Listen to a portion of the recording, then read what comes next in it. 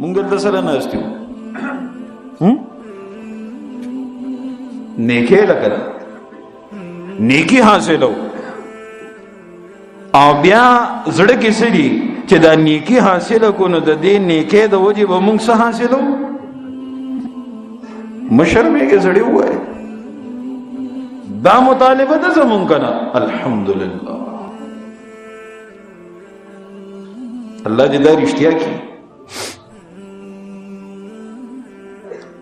دې له خو نیو راغلی که نه چې هسې بوج دی چې بس ختم شي مړه دماغ هم پاره شي ځکه دا هم یو کار دی که نه که نه دې له راغلی وو چېرې نیکي حاصله کړو او د دې نیکۍ د وجې شاید چې الله جنت راکړي فإن الصدق يهدي إلى البر وإن البر يهدي إلى الجنة او بیا کله چې یو سړی رښتیا وایي نو دې رښتیاو کې داسې درجې ته ورسیږي چې د الله په نیز باندې ولیکلی شي چې دا څه دی رښتینی دی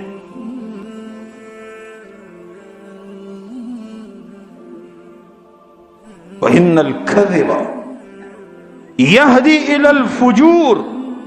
او دروغ چې دي نو دا ګوره سړی ګناهونو طرف ته بوزي یو دروغ ولا به 50 نور دروغ وې که نه به وې نه نه وایي داسې نه که نه داسې ناغو دی نه دا خو داسې نه نه وایي داسې نه داسې یو دروغ ولا 50 دروغ وایي دا یو دروغ دا بتا مزید په گناہونو کې مبتلا کړي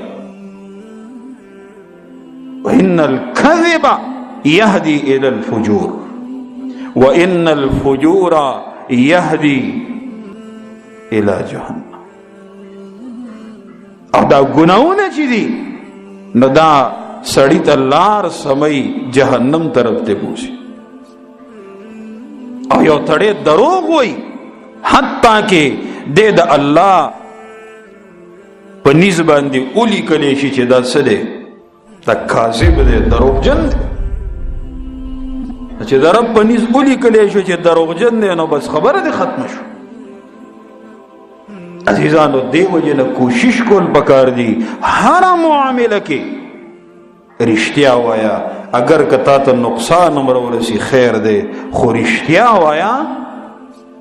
دروغ مه وایا مونږ یو شوشه او یو لطیفه مشهوره ده سړی دروغ وایي ته وایي ولې دروغ وایي وایي جی ما خو ګپ لګول ما څه لګول ګپ مې لګول یاد ساته دروغ ویل ګناه کبیره ده ګوره څنګه چې قتل ګناه کبیره ده شراب څښل ګناه کبیره ده زنا او بدکاری کول ګناه کبیره ده سود کول گناه کبیره ده داسې دروغ ویلم گناه کبیره ده دا لوی گناه ده او په ګپ کې دروغ ویل دام گناه ده د یو تن د زندګۍ د بچکولو خبره ده نو بیا دروغ وایه خیر ده یو تن ټوپک په لاس دی بل تن پسې دی او ستا مخې ته تیر شو او دا تن تا نه تپوس کوي دلته خو څوک تیر نه شو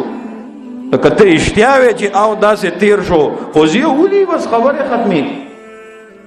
که دغلته دروغ ووایې ځکه د یو تن د زندګۍ د بچکولو خبره ده نو بیا خیر دی خو نور دروغ نشته نن اجرې زمونږ په دروغو باندې ګپونه ګرم دي بس اجرې آبادې دي دکانونه په دروغو آباد دي محفلونه په دروغو آباد دي حتی کې جماعت کې هم ګپونه لګو د دروغو خبرې کوو دا د مؤمن شایان شان نه دی چې دی په دې ژبه باندې کلمه هم وایي او دی په دې ژبه باندې دروغ هم وایي دا دروغ ستا د شان مطابق ندی موایا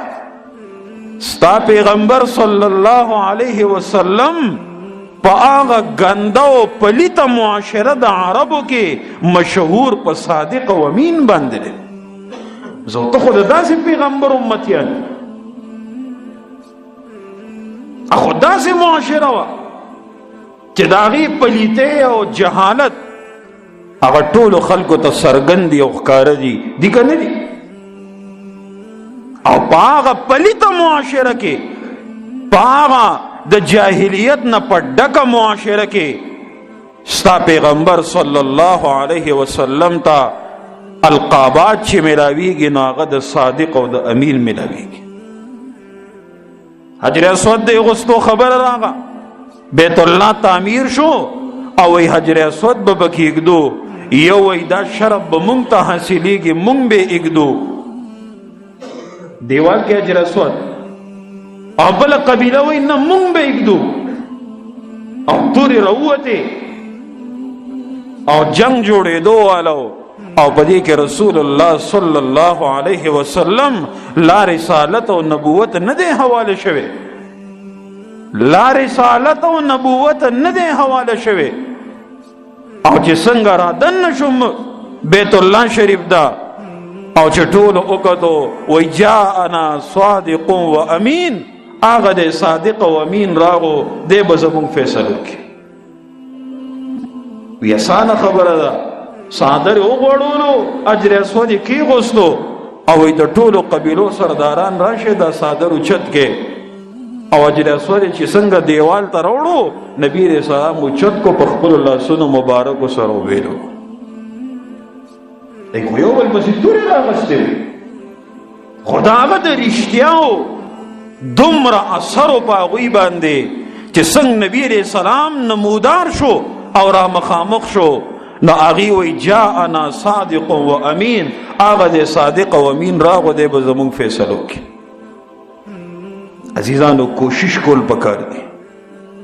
حتی الوسع کوشش وکا، او دا عهد او اراده د رب په جماعت کې وکا، رب کم ګناهونه شوي دي، دروغ ویلي شوي دي، زه په اخلاص توبه وباسم او آینده کلک او مصممه اراده کومه چې زه تر خپله وسع پورې کوشش به کومه چې زه رښتیا ووایم او د دروغو نه ځان وساتم، ځکه چې رښتیا سړی ته نجات ورکوي او دروغ چې دي نو دا سړی هلاکت ته بوځي. قرآن هم وایي وکونو مع الصادقین، او د رښتینو ملګري شي.